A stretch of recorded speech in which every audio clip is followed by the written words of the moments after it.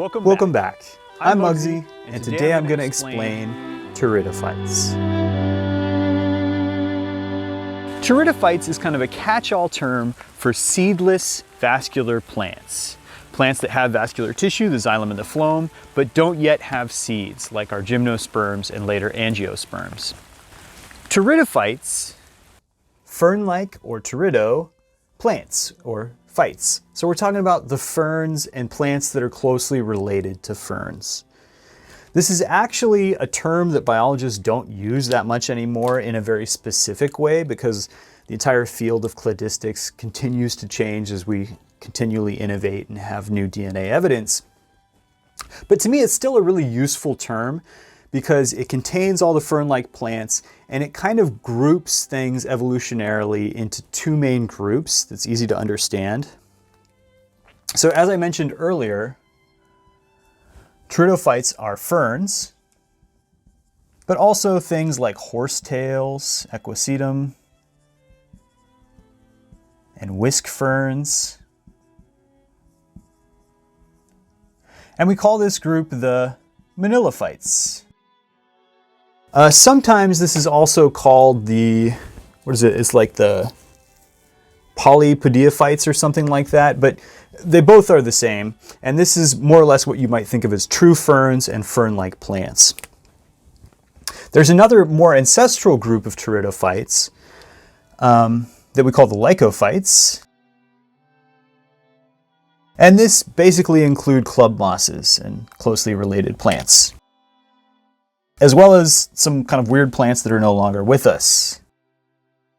Now, lycophytes basically means wolf-like plants because a club moss is this kind of whiskey-looking plant. Not so different from a moss is kind of what it looks like to me.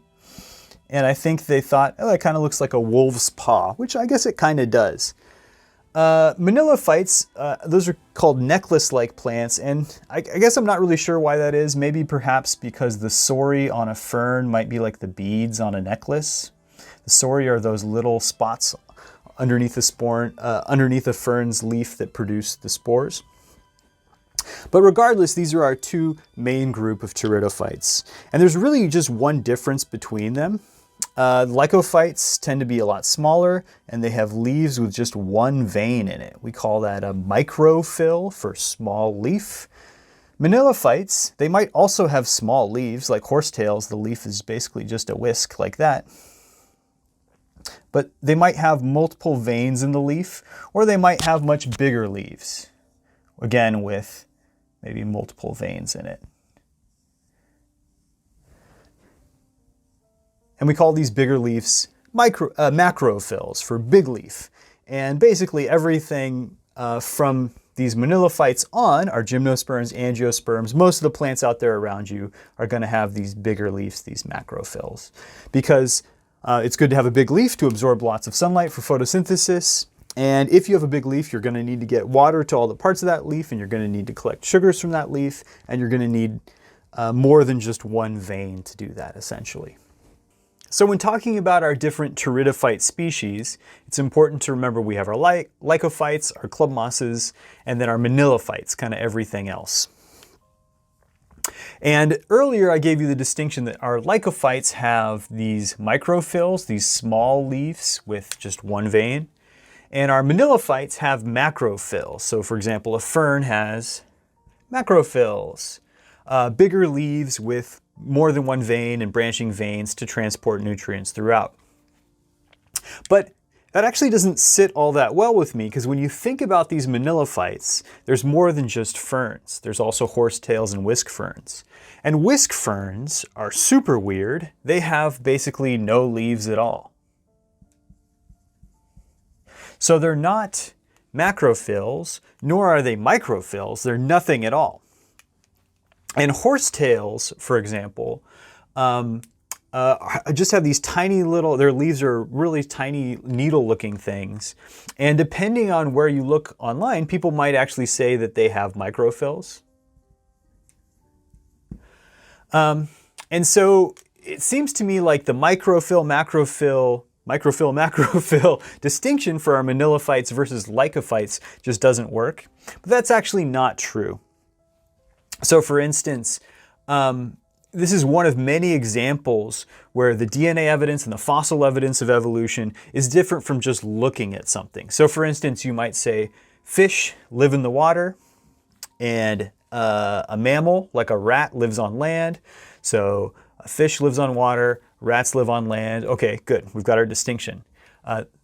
Fish versus mammals. Okay, now we have a whale. Well, a whale lives in the water, so do I put it with the fish?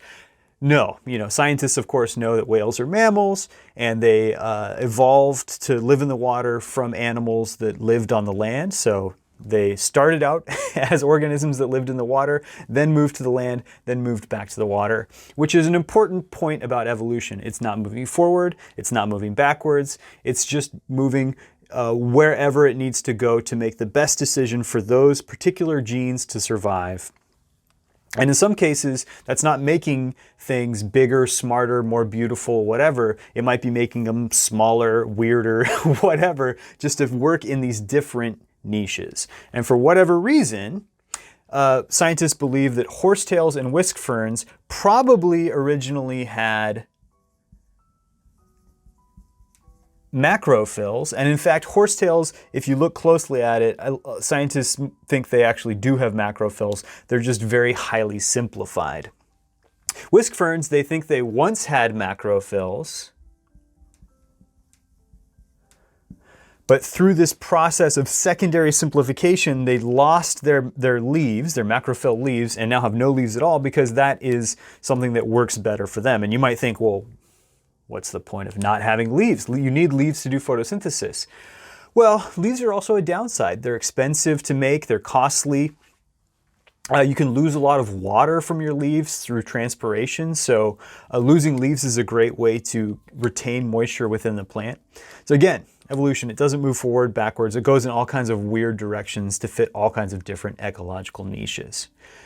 So the micro-macrophyll thing does kind of hold up, but it is a little iffy here because, again, it's not that all manilophytes have these macrophylls. Whisk ferns, for example, don't have macrophylls at all. They just believe that the ancestors of whisk ferns used to, and then they lost them. Whisk ferns are still more genetically related to horsetails and ferns than they are to our club mosses. Whisk ferns, another crazy thing about whisk ferns is everything here has true roots. Right, that's a common feature of all pteridophytes. They have true roots, whereas earlier land plants, our bryophytes, don't. They have these weird things called rhizoids, which are like pseudo-roots. They're on their way to becoming roots, but not quite as effective as roots. Well, whisk ferns have rhizoids. So it's another weird example where they think whisk ferns, at one point, their ancestor had true roots, and they lost their roots and went back to rhizoids because it was all they needed. An important thing about secondary simplification is you lose things you don't need, right? Our ancestors had all kinds of cool things, right? Chimps can deadlift, what, like 1,000 pounds or something like that easily without training. We lost that as humans. We lost having a much stronger jaw that allowed us to eat a lot of tough plant foods because we just don't need it anymore. We don't have a giant cecum to digest plant matter because we just don't eat a bunch of leaves anymore. We eat more nutritious, easily digestible food like meat, milk, berries, fruit, those sorts of things.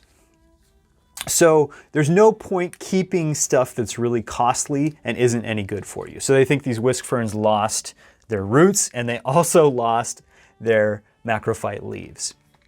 So yeah, this is a little thing about all of our pteridophytes. Now, an important consideration here is the real focus when we talk about pteridophytes is ferns. And that's not just because ferns are cool, but because ferns produce something like 90% of all the diversity amongst our pteridophytes.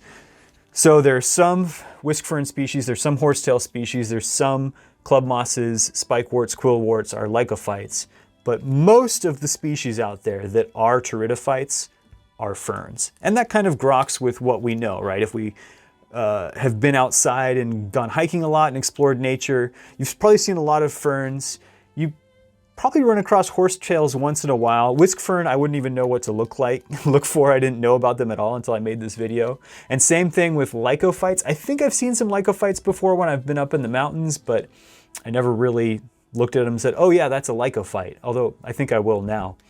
But you know, ferns we see everywhere. Ferns have evolved to occupy lots of different niches. They're all kind of all over the world, especially in rainforests. And for the most part, they're going to be the focus of this video when we talk about pteridophytes. So here I am in the Pacific Northwest, and as you can see, this is a landscape that's totally dominated by ferns. And I didn't go to some fern park to set up this shot. I just went to the closest park 5 minutes from my house.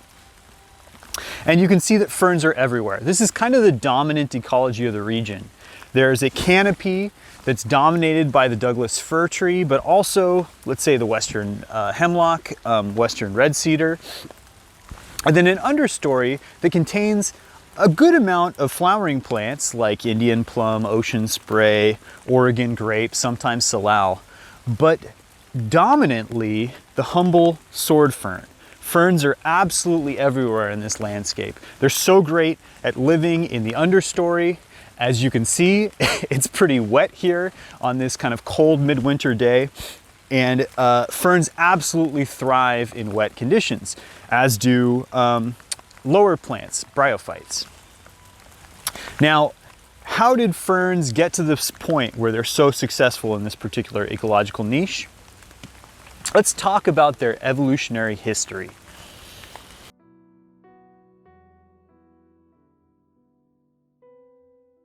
Let's talk about the evolution of plants and where our pteridophytes fit into this grand evolutionary scheme. You can see our two main groups of pteridophytes, the lycophytes and manilophytes, are kind of right here in the middle. But let's talk about everything that happened before them and since they first appeared on the scene. Now, a long time ago, we're talking over 3 billion years ago probably, we first saw the evolution of photosynthetic bacteria. And for the longest time, that was the main form of anything similar to a plant, even though it was just a bacterial cell, on Earth. These are the guys that did all the photosynthesis. Around 1.5 billion years ago, or 1500 million years ago, we first saw the evolution of algae. And algae are very similar to photosynthetic bacteria in that they do photosynthesis. The big difference is that algae are eukaryotes. So the big innovation that we see 1.5 billion years ago is the eukaryotic cell.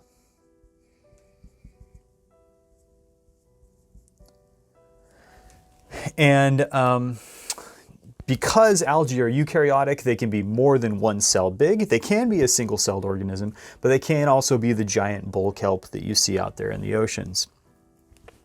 A lot of people think that the evolution of the eukaryotic cell involves kind of one bacterium swallowing another bacterium.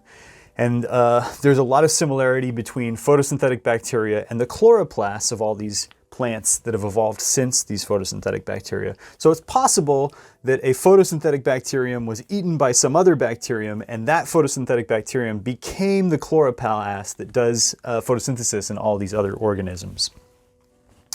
But regardless, 1500 million years ago, we first see the evolution of algae. Algae can do photosynthesis, they can be multicellular. The only problem is they're limited to the oceans. They don't have the ability to live on dry land. You know, as you know, living things need water. Our cells are almost entirely water, and if we run out of water, we die. And algae don't have any sort of evolutionary scheme that enables them to conserve water like all these other plants up here do. However, around 475 million years ago, we first see the evolution of bryophytes, which do have several innovations that enable them to live on dry land.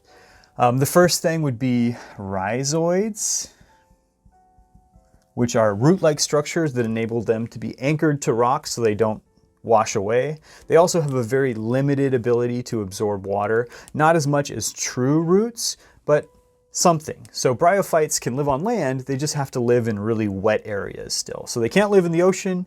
I'm sorry, so algae can't live on land at all. Bryophytes can live on land, but they have to be in like a swamp or a stream bed or something like that. The other thing they have is a waxy cuticle. Now this might seem like it is invisible and you wouldn't really notice it or anything like that. But leaves of all these plants are basically covered in this waxy cuticle. And what that does is prevents their cells from just being exposed to the air. And cells that were just exposed to the air, well, the water would evaporate out of the cell and it would immediately dry out. So having this kind of waxy substance on the outside of these bryophytes prevents them from drying out, and so they're able to survive on land. Again, not very well, and the cuticle will actually get thicker in these later plants. So bryophytes can live on land, but they have to be in these kind of wet, swampy areas. Okay, now we're finally getting to our pteridophytes. As we talked about earlier, there's two groups of pteridophytes, the lycophytes and the manilophytes.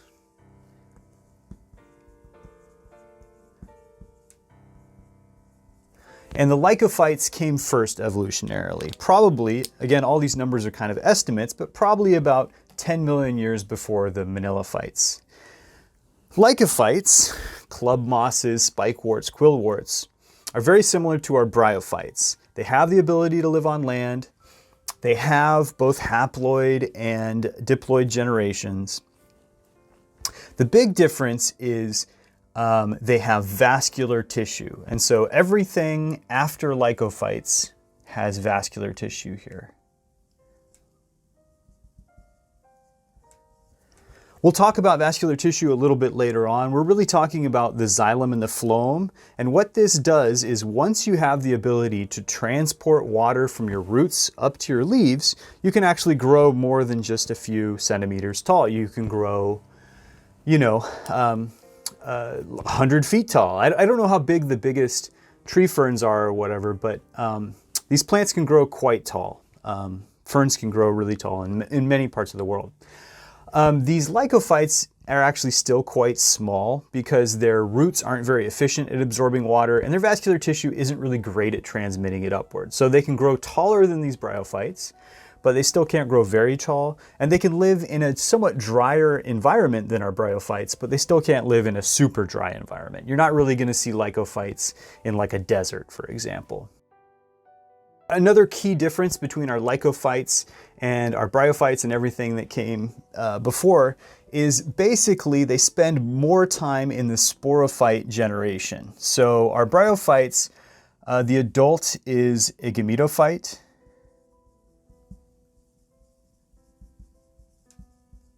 Which is haploid, N. What I mean by that is if you go out in the world and you see a moss, what you're looking at is a haploid plant. We call it the gametophyte because it's a gamete-producing plant, gametophyte. And the point of that moss is to produce gametes, eggs, and sperm. When you look at an adult lycophyte, manilophyte, gymnosperm, angiosperm, what you're really looking at is a diploid individual, 2N. You're looking at a sporophyte.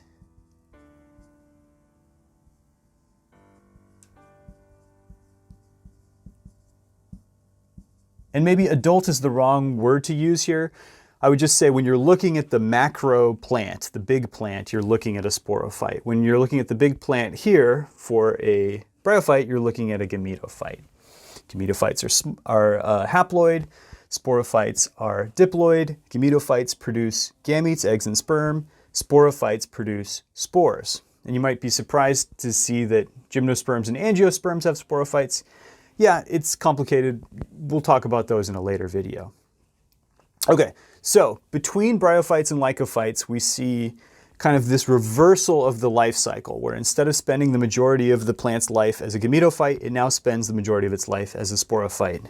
And perhaps more importantly, we see the evolution of this vascular tissue. So finally, plants can have stems, they can grow tall. I guess mosses have something like a little stem, but they're very limited in how tall they can grow because they need to be saturated in water at all times. They have to kind of absorb water from the body of the plant. And they can't transmit it upwards from their roots very far because they don't have vascular tissue. They don't have xylem, which transports water, and phloem, which transports sugars and other important chemicals. Okay, now you'll notice there was this massive amount of time between the evolution of algae and the evolution of bryophytes, over 1 billion years. Between lycophytes and manilophytes, it's only like 10 million years. Again, these are kind of estimates. No one really knows for sure. But the difference between lycophytes and manilophytes is actually really small. Lycophytes have this leaf that's kind of called a macrophyll. And, microphyll, not macrophyll, microphyll, because the leaves are small, although it's kind of a misnomer. Not all of the leaves are small compared to these other ones that we're going to talk about, but whatever. And they have a single vein that runs down the leaf. And because the leaf is small, it only needs one vein to give it all the water it needs. Whereas manilophytes are ferns, horsetails, whisk ferns, everything that is comes after the lycophytes. They have these more complicated leaves that have more complicated veins to carry the water more efficiently, and the sugars for that matter, to all the different parts of the leaf. So the big innovation we see in our manilophytes is macrophylls, which are basically, it literally means big leaf. Again, it's not necessarily true that the leaves are bigger. What's true is they are more complicated in terms of their veination. Instead of just having a single vein, they can have many different veins, they can have branching veins, and this enables the leaves to grow bigger. So they don't have to be bigger, but because they have these more complicated veination schemes, the leaves can grow bigger. And that's why when we get over to gymnosperms and angiosperms in particular, you can see really crazy big leaves. Now, a big leaf is great, right? Because it's a big surface area for absorbing light. And plants need to absorb light to do photosynthesis. It's one of the three things they need, right? They need light, they need carbon dioxide, and they need water. So before this, there was kind of limited surface area for absorbing sunlight through leaves. And in fact, the kind of ancestral plants of both lycophytes and manilophytes had vascular tissue, they could grow tall, but they didn't have any leaves at all. So there's a lot of these kind of strange plants that have roots, or maybe rhizoids, and they have stalks, and they have spore-producing heads on the top of those stalks, but they don't have any leaves. A very famous one of these is called Cooksonia. And these plants, as you could guess, probably weren't really good at doing photosynthesis because they only did photosynthesis in their stems, whereas the plants we know today out there in the world, so many of them do photosynthesis in their leaves. Leaves are specifically evolved to catch a bunch of sunlight, like solar panels. But the early progenitors of both our lycophytes and manilophytes didn't really have leaves at all. Then we get our lycophytes with tiny little microphylls, and then eventually when we get our ferns, we get those macrophylls, those big kind of fern-like leaves that you're used to, which can catch a lot of light and can have water transmitted and sugar transmitted throughout them very effectively. Okay, after our pteridophytes, the big innovation that we see comes around 370 million years, and those are seeds. Gymnosperms are plants that have seeds. They also, for that matter, have pollen. The amazing thing about seeds and pollen, really, is it's all about surviving in a world without abundant water, right? Seeds have a little bit of water stored in them, and they also have everything you need for survival, so they can kind of live on the ground, in the ground, as long as they need to until the wet season comes along and it starts to get warm and wet, and then they can germinate and grow. So seeds are kind of this amazing survival mechanism for the next generation. Pollen is also something about surviving terrestrially without a bunch of water. We'll talk about the reproduction of our pteridophytes later, but they basically need water to reproduce. Same thing with our bryophytes, and same thing with our algae, obviously. And the sperm will literally swim from the male part, the antheridium, to the female part, the archegonium, just like human sperm. They have little tails, they swim, all that stuff. But this means the plant needs to be soaked in water, and usually the area for germination needs to be very close. Once you start to have pollen, you can be pollinated by the wind. Once you have angiosperms and you have specialized flowers, then you could be pollinated by birds, bats, insects, particularly insects, all kinds of things. And you can really transmit your pollen really far, which creates amazing diversity. It's really great for reproduction. But our gymnosperms, at least, our conifers, cycads, those kinds of plants, have pollen. They can spray it into the wind. It can carry over miles and miles and miles and really create a good amount of diversity and cover a big distance for reproduction. I kind of gave a hint away there. Our angiosperms, the big innovation there are flowers. You could also say fruit. Now, gymnosperms have something like a fruit. They have seeds, but the seeds aren't enclosed in a fleshy ovary, which is basically what a fruit is. And both flowers and fruit enable all kinds of cool, funky reproductive schemes that have made angiosperms so incredibly abundant and so diverse on our planet today. Okay, so our pteridophytes, again, are right here in the middle. They're split into two groups, lycophytes and manilophytes. Lycophytes are the more ancestral of the two, but they're only separated by, from the manilophytes by about 10 million years. And the only difference is lycophytes have one vein right down the middle of their leaves. We call those leaves microphyls. And then manilophytes have maybe multiple veins, maybe branching veins in their leaves, and we call those leaves macrophylls. But both of them have vascular tissue, which is the big innovation that happens here around 410 million years ago. And everything, therefore, forward in time will also have vascular tissue. So do our gymnosperms, so do our angiosperms. Because they have vascular tissue, they can grow tall, they can live in slightly drier environments than our bryophytes, but still not very dry because they still need water for reproduction because they don't have seeds or pollen.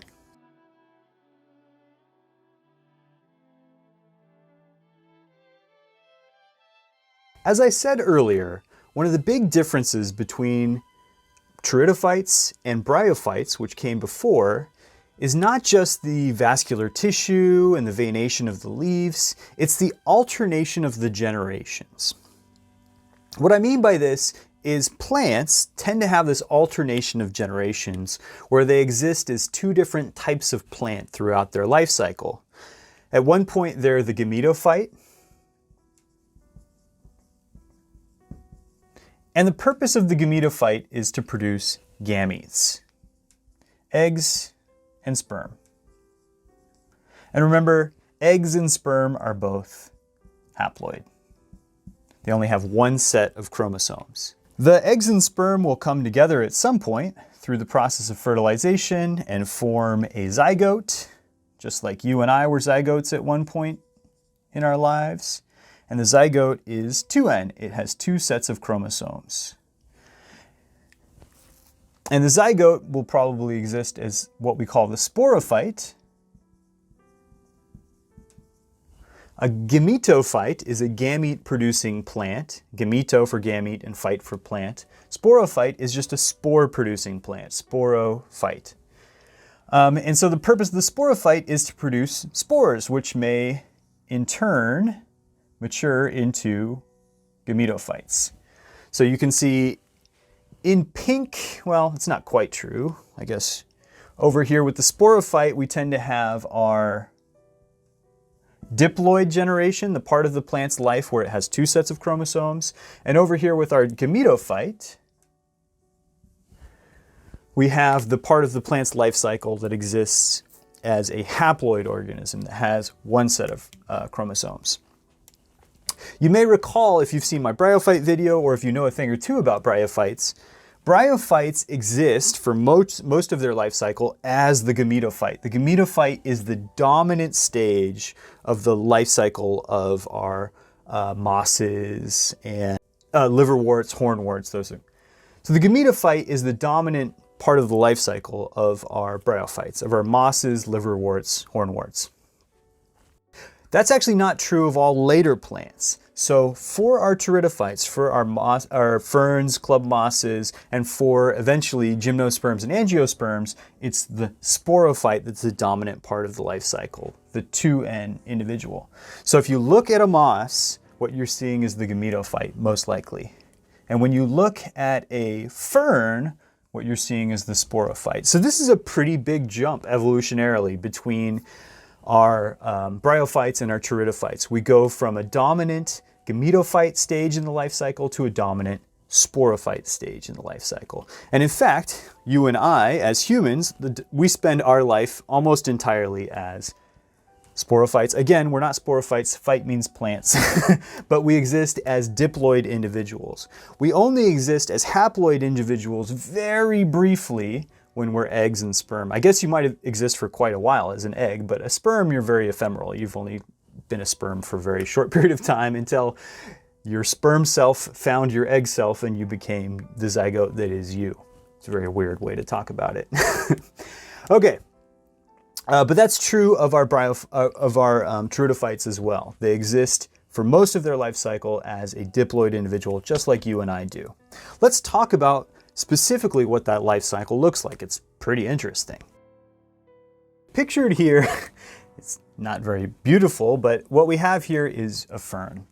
We have the rhizome here, which is like a root-like structure. That's what rhizome means, sort of. But it's basically a long stem that crawls along the ground. In many cases, it's under the ground, and the roots are attached to the rhizome. Now, these roots are true roots. They're the roots of a flowering plant. They're not the rhizoids you would find in a bryophyte.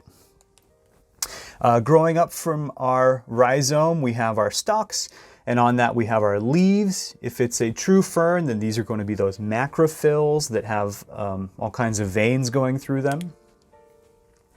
And as this sporophyte, this 2N sporophyte,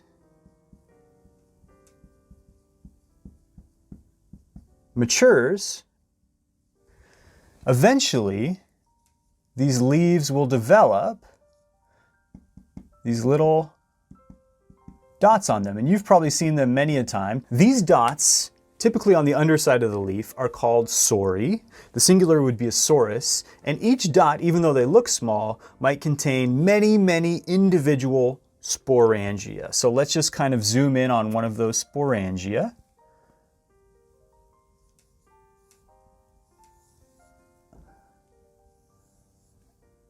And it's made of many, many different... Sorry, we're going to zoom in on one of those sori, and that one particular sorus contains many different sporangia. The singular would be sporangium. And those sporangia are themselves 2N. And in those sporangia, we're going to experience meiosis. And so the next part of the life cycle is that individual sporangium is going to go through the process of meiosis and produce 4 haploid spores. And I guess this is the point in my life cycle where I guess I'm going to switch to blue to show that we're now in part of the haploid or gametophyte generation.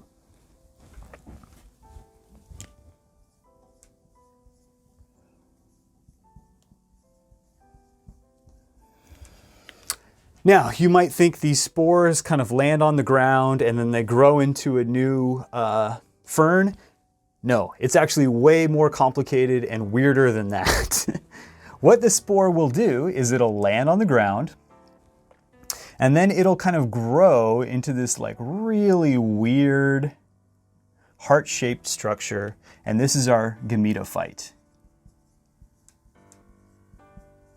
Now each spore is haploid, so when that spore divides and reproduces through mitosis, it's going to produce this gametophyte that is also haploid. And the gametophyte actually shows its evolutionary history. The gametophyte, sometimes called a prothallus, looks a lot like a bryophyte. To me, it looks just like a thalloid liverwort. It has this kind of lobed structure, it's very small, and it doesn't have true roots like our sporophyte does. What it has is rhizoids, just like a bryophyte. And to me, this is really interesting. We have this idea that ontology recapitulates phylogeny, this idea that our bodies as we develop show our evolutionary past. So even thinking about us as humans, at one point, we evolved from a common ancestor from fish a long, long time ago. Well, when you look at us early on in our developmental stages, when we're still developing within our mothers, after fertilization, at one point we have gills, we have a tail, we look kind of like a fish. Later on, we're covered in hair. We have a coat of hair that's called a lanugo. And again, this shows our evolutionary past that we share with monkeys and apes. It's the same thing here. Within the life cycle of a fern, you see something that looks just like a bryophyte. So we're seeing its evolutionary past within its own life cycle. I think that's so fascinating. Okay, that's kind of an aside, but whatever. Okay, these gametophytes, they can either be hermaphroditic, they can have male and female reproductive structures on them, or some of them can be male and some of them can be female. Let's assume that this one is a hermaphrodite, and then as the gametophyte matures, maturization, is that right? Maturation? Maturation is the word. Maturation is the word I'm going for. It will kind of develop these reproductive structures. It's still going to be incredibly small. By the way, these gametophytes, these prothalluses, are really small. They're really hard to find. I went out looking for them. I couldn't find them. Supposedly, this is a good time of year, winter, to see them. I don't know if that's true. If you've had any luck finding these fern gametophytes in a climate similar to the Pacific Northwest, let me know in the comments. I'd really like to know so I could go out and actually find some of these things. Because I looked and looked, I didn't. I saw a lot of kind of liverworts by my ferns, and I don't know if those were the gametophytes. Whatever. If you know about it, let me know. I'm really interested. Okay. So as our gametophyte develops, it's going to develop the male and female reproductive structures. Very similar to our bryophytes, the male structures are called antheridia, and our female structures are called archegonia. If you know about plants, the male part of the plant that produces the pollen is the anther, so there's a similar root here to denote maleness. Just like our bryophytes, our ferns and our pteridophytes, they need water for fertilization. And usually the antheridia and archegonia are actually on the bottom side of this prothallus, of this gametophyte. So what happens is it's kind of laying on the ground. When it rains, underneath is now totally aquatic. It might as well be a lake, right? And so when that happens, the sperm can swim from the antheridia. Here's a little sperm, I guess. It's not drawn to scale, that would be huge. They swim from our antheridia to our archegonia, and then just like with so many other plants and animals, fertilization happens. Now our sperm are haploid and our eggs are haploid, just as with humans and all kinds of other organisms. And so when fertilization occurs, we have an N plus an N, we end up with a 2N zygote, just like with you and me when we were first conceived. Okay. And now we go, I'm going to use my pink again because we're going back to the sporophyte 2N diploid stage of the fern life cycle. In blue, this was the gametophyte haploid stage. Now we're going to the diploid stage. And this zygote, I kind of drew it separately, but remember the zygote is actually sitting on top of that prothallus, or on bottom of that prothallus, I guess, would be a better way of saying that. And then it's going to develop, eventually it's going to grow. Let's use another arrow for this, I guess. Eventually it's going to grow out of the prothallus. And the prothallus is actually going to wither and die. And so all that's going to be left is this new kind of young, let's do some fiddleheads, young fern growing up out of that gametophyte. So once fertilization occurs, the gametophyte's no longer needed, it withers and dies. Now it's this sporophyte that grows. It's going to continue growing, getting bigger. It's going to spend the majority of its life cycle as this sporophyte. And when you walk out in the woods and you see a bunch of ferns, you don't really see these gametophytes at all. In fact, like I said earlier, I've never seen one as far as I know. I'd love to. What you see are these sporophytes. So you might start with a little fern, it's going to grow into a big fern, eventually it's going to develop its sori, and then once those sori have developed, they can start creating these spores through meiosis, and then the spores will form these gametophytes on the ground. The gametophytes will produce their haploids through, this is important to mention, mitosis. We'll talk about this in a moment. And then those gametes, the eggs and sperm, come together to make a zygote, which develops out of the gametophyte. The gametophyte falls apart and it's small to begin with, so you wouldn't even notice it. And then the sporophyte takes over and the cycle continues. Okay, now why talk about the fact that this is mitosis here? Well, it's just very different from what happens with us, for example. So with humans, for example, we produce eggs and sperm through meiosis. We start with a diploid cell, and then it produces kind of 4 haploid eggs or 4 haploid sperm.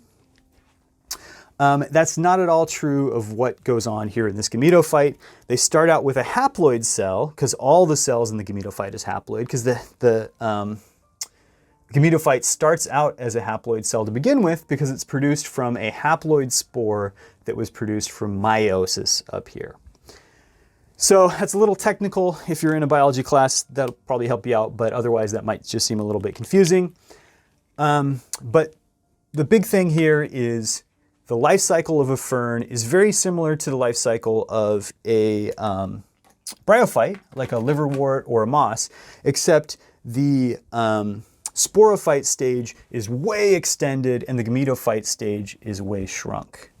With a bryophyte, it'll live almost all of its life as a gametophyte. The gametophyte will be the big part, and then eventually it'll just grow a little sporophyte out of the gametophyte.